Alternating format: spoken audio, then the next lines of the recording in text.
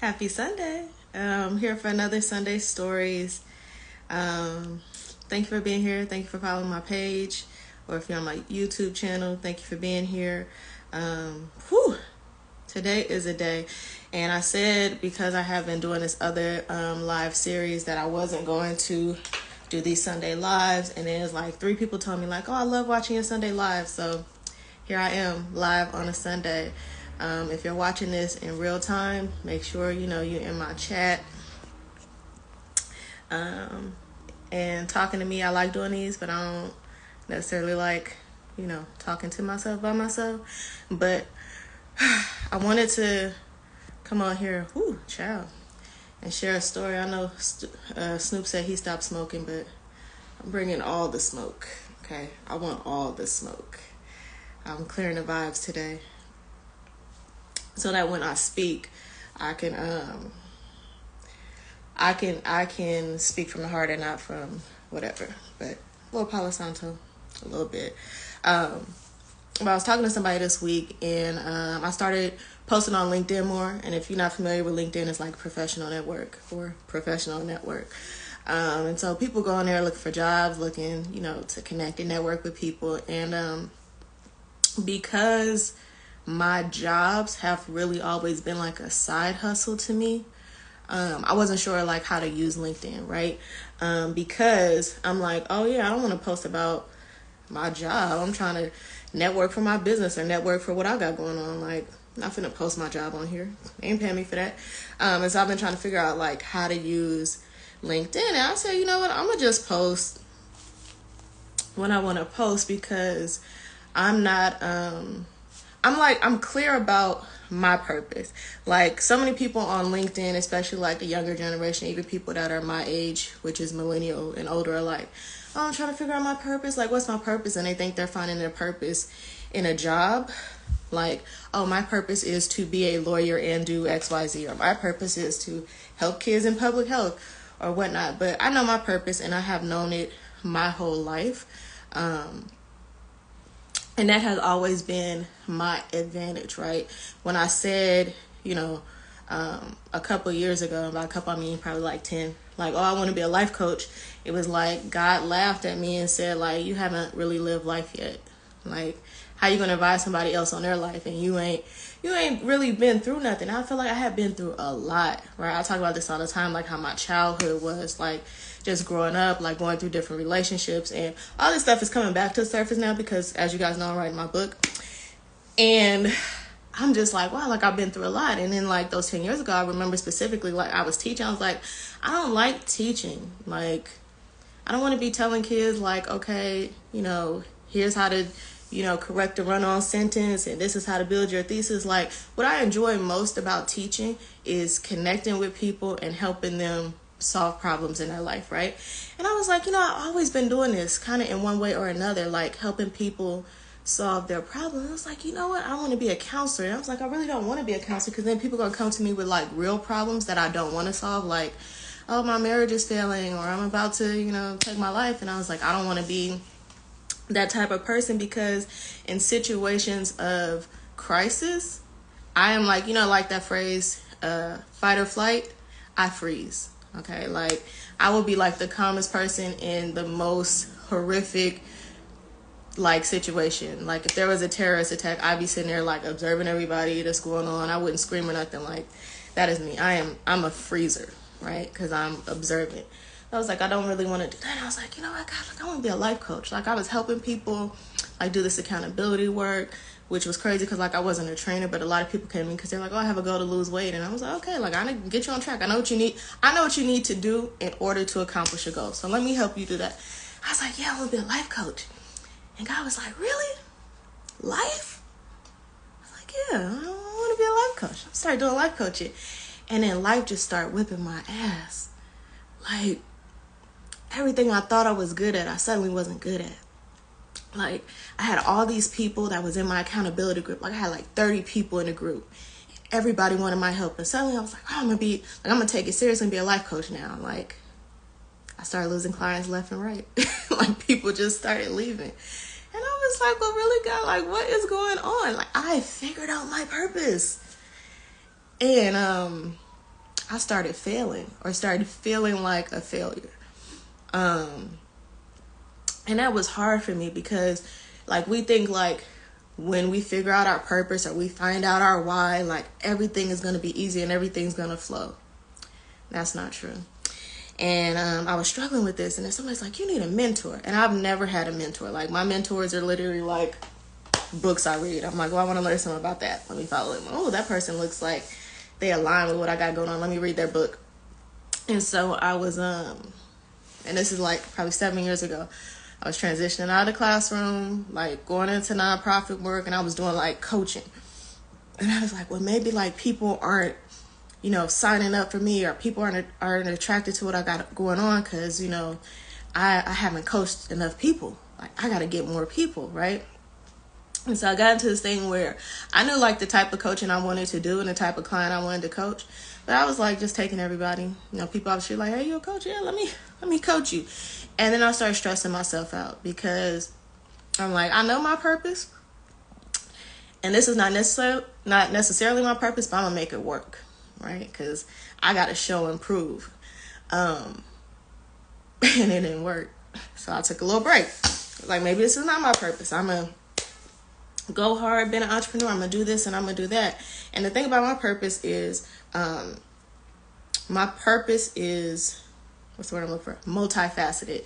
Meaning it can't just fit into one box. And I was like, oh yeah, I'm going to sell skincare. Well, the skincare is connected to my coaching, and the coaching is connected to my strategic planning stuff, which is connected to nonprofit work that doing like a lot of stuff. Like everything's connected, and I can't just choose one. So I have to figure out a way to do all of them. That coupled with the fact that I have ADHD, like I need to be mentally stimulated in a lot of different ways, and I get bored with things really fast. So when this ain't working out, I could jump to this, and when I don't feel like doing that no more, I could jump to that, and that has worked for me. So, like 5 years ago, I'm like, okay, God, like I'm trying to do this purpose thing. And, this is why I'm here. This is why you placed me on earth. This is why you keep waking me up every day.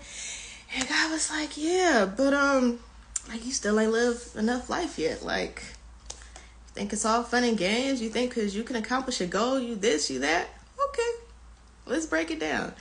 And, not only did I start losing clients, like I started losing friends, and I started losing people.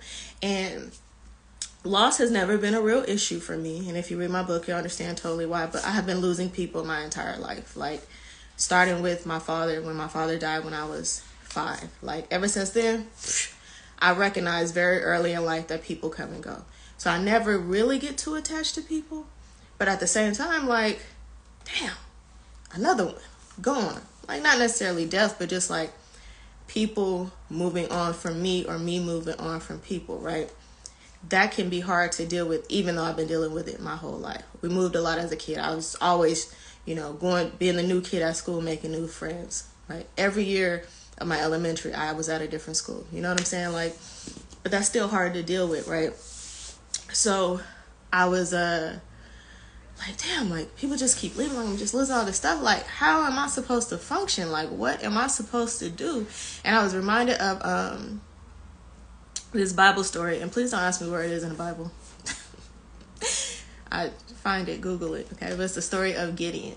And Gideon in the Bible was, like, going to fight this war. And he had, like, all these soldiers with him.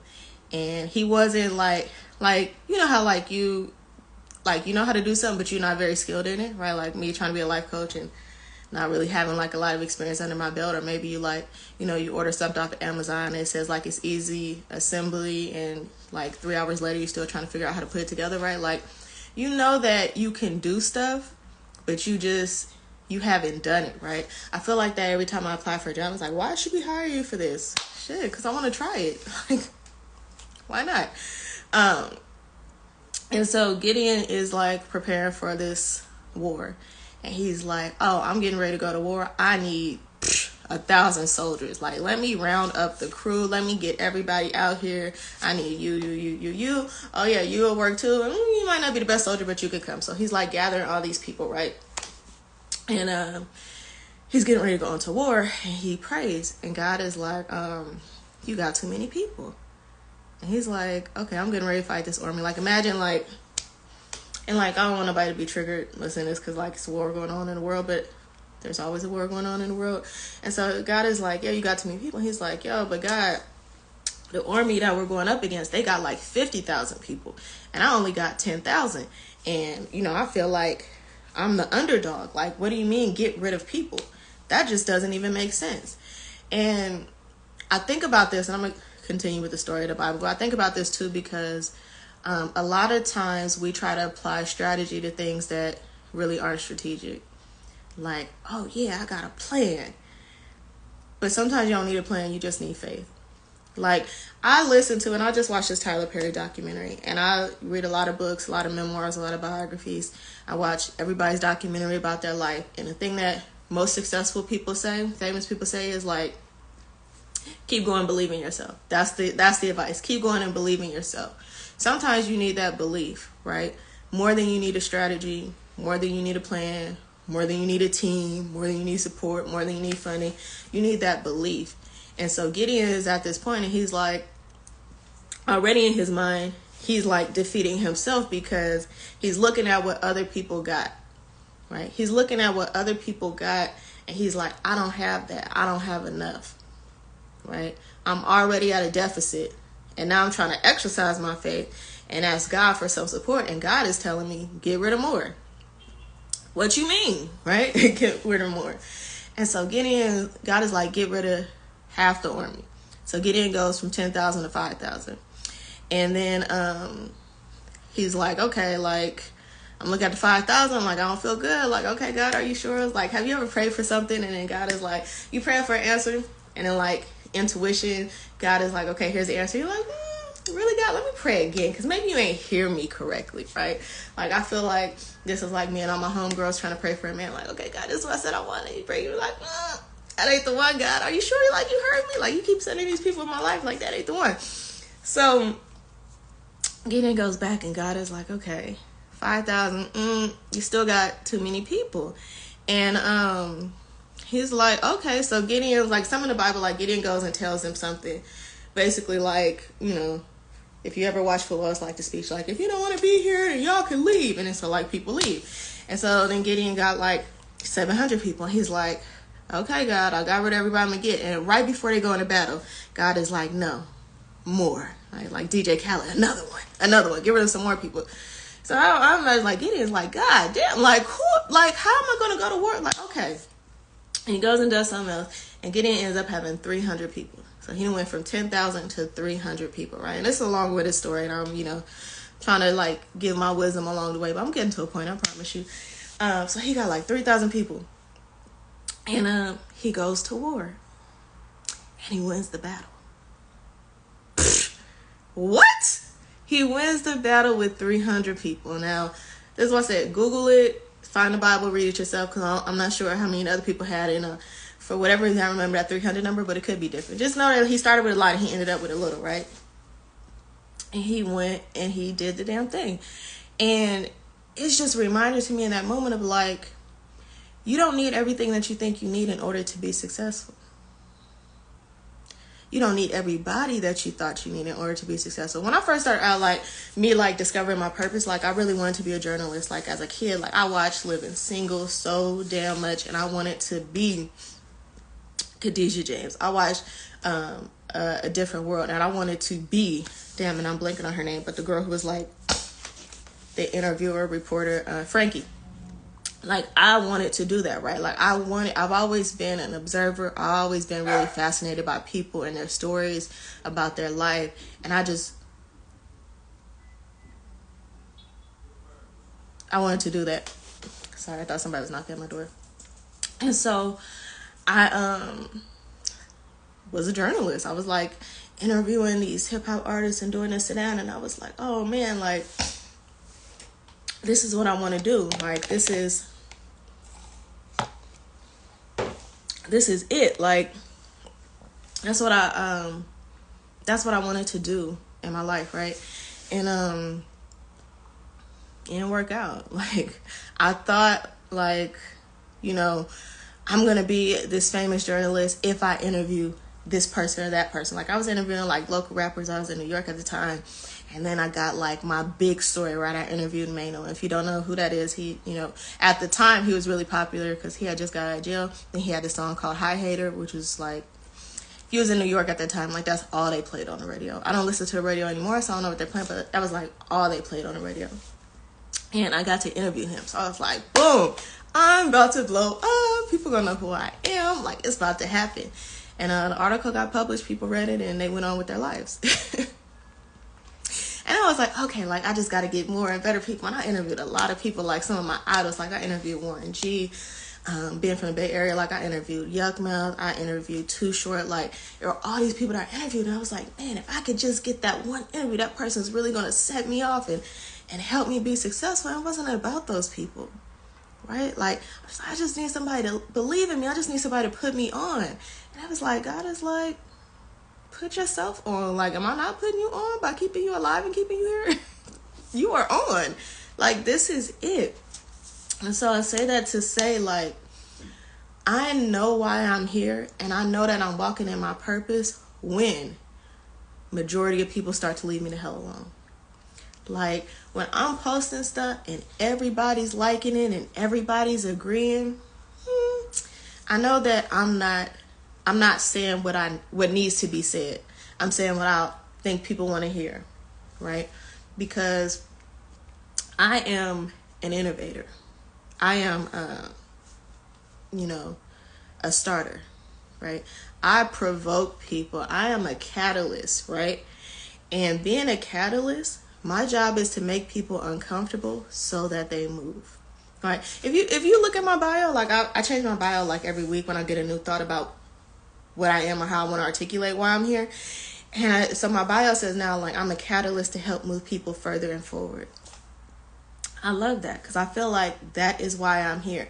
And because I know that, when I'm not moving people either the hell out my way or forward or further than they would have been without encountering me, then I know I'm not in alignment and I'm not doing what I'm supposed to do.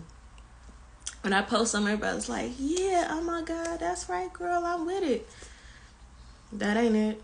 That ain't the message God gave me. But when I post something and it's controversial or people are like, I disagree, or they going back and forth in the comments, yes, I triggered you.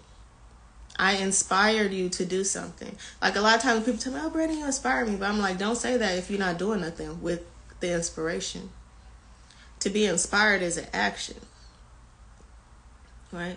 If I'm inspired, like I was saying, I recently watched this Tyler Perry documentary, and I'm like, damn, I'm inspired. How am I inspired? I just gave myself this challenge of posting 100 pieces of content in 7 days. Why? Because in Tyler Perry's documentary, he said he wrote 20 plays in a week. 20 plays. He wrote 20 plays, and like people say, like, oh, like, it's quality over quantity, but all 20 plays were box office hits. All of them. So I'm challenging myself to get in that zone. Tyler Perry inspired me to do more and stop talking about what I'm going to do and stop, hoping this one video I put out is going to do something. Like, I need to not just talk my shit, but do my shit, right? Tyler Perry inspired me to do that. He inspired me to act, right, on the aspiration, so to speak. So when people say, oh, Brandon, you inspire me, show me. How have I inspired you? What have you done with the information that I have given you? I said I was talking to my friend yesterday the one person I told I was going to do this challenge. I'm like, I'm about to do this challenge. And she was like, damn, you're going to be recording a lot. I'm not about to record. I said, I'm not about to record nothing new. But I am. Because I got, like, if you go to my Instagram, I got close to like 8,000 posts. I've been on Instagram since day one, since they started, right? I got like 8,000 posts. Okay. Surely I could just repurpose 100 videos. If you look at my phone, like in my phone, like I have an iPhone and I have whatever their max storage is. There's like 500 and something, whatever. Then I pay for iCloud storage. I literally have over, and I can't look right now without disrupting life. I got like over 30,000 pieces of media in my phone. pictures, selfies, screenshots, things that I've created on Canva. Like, this is a challenge for me to commit to a process to produce, but it's not a challenge because I basically already have everything. Right? This is why I tell people when I'm coaching them. Like, when I'm in group coaching, people are like, I don't know where to start. Start with what you have, but I don't have anything. You got hella stuff. You got everything you have everything you need to have everything you need. You have everything you need to have everything you need. But you allow fear to creep in and be like, oh, I'm so scared. I don't know what people are going to think. I don't know what they're going to... Who cares? Who cares as long as people are thinking, right? Don't get caught up on what they think. That's one thing. I'm not caught up on what you think. I just hope that you think. And so everything that I have said so far today, you could be like, Rennie, I 100% disagree, and I'm going to end this live, and you're going to be thinking about what I said today, and you're going to go tell somebody, can you believe Rennie said that? Yes! You are thinking. And that was the point. That was the point. So I say all that to say a couple of things. Let go of more stuff so you can get down to what you really need. Start with what you have because you already have everything you need. Push yourself, right? Well, I should say push yourself. Challenge yourself to act on whatever that is, whatever gut feeling, inspiration, and I don't know what you got going on in your life, but I'm going to say, I challenge you to start. Start on what I challenge you to start. Start something new, restart something old. Like, nothing moves. Like, what is I'm not even going to get into the science, but it's like everything is always moving or something like that. Something like that. You know, the laws of something. Where it's like things are constantly in motion until it's not in motion. Something like, y'all get what I'm saying? I have my high school diploma. That's all I know. Okay, but it's like something like that. Like objects in motion tend to stay in motion. Okay, but if an object is not in motion, it's not going nowhere. So once you start, like it develops momentum so that you can keep going. So that's what I hope you do. I hope you start something. Thank you. Objects that are in motion stay in motion. I knew it would come to me. See, you were sending me the vibes. So I say that to say, like, start something, whatever it is. And if you want to start with me, click the link in my bio, and I have plenty of ways that you can get started, even if that is just signing up for my newsletter and getting my emails. And that's another thing too. Like, when I first, during the pandemic, I started really putting myself out there on the internet, right? And I started doing a bunch of lives and like collaborations with people. I was doing this weekly live with this girl out in South Africa, and then this other girl in the UK, and then like I just got a lot of people, and people are like, oh, where can I sign up for your newsletter? I was just taking people's emails, right? And I never sent them anything. And then I started sending emails, and people started like deleting themselves off my email. And at first I was like, damn. Like I said when I started, it's like people are leaving. I was like, but I'm in my purpose. I'm doing what I'm supposed to be doing. Why are people leaving me? But now I'm like, ugh, you know what? Every time I send out an email, I get like a handful of unsubscribes. And I'm like, yes, please get out of the way so that the people who need to see me can see me. Please delete yourself. Remove yourself from my list, from my atmosphere. Unfollow me so that somebody who wants a seat at this table can have it. Somebody that wants to get these messages can have it. Right? Don't just do stuff because like you feel like you know me and like, oh my God, support Brandy. You don't. You do not. Brandy is supported. The ancestors got me. God got me. I got me. Right? You are not doing me any favors.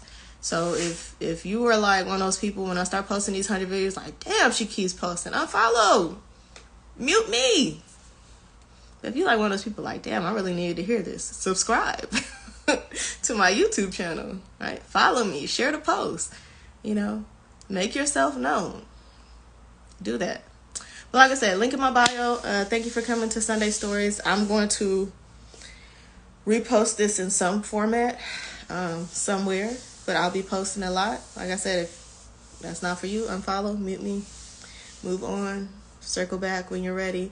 But I'm here to challenge myself because I have been inspired. So I encourage you to start today. All right, y'all. Have a good Sunday.